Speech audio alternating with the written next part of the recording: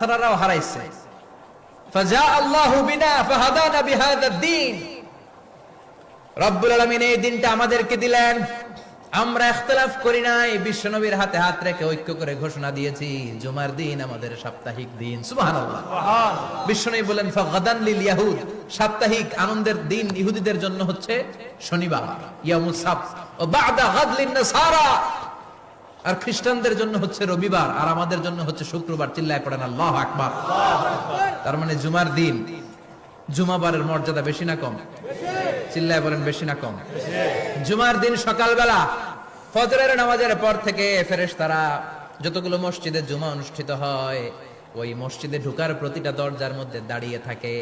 কারা কারা আগে আগে জুমার নামাজ পড়ার জন্য মসজিদে যায়, প্রত্যেকের নামগুলো একটা জান্নাতের রেজিস্ট্রি খাতার মধ্যে তুলে নেয়।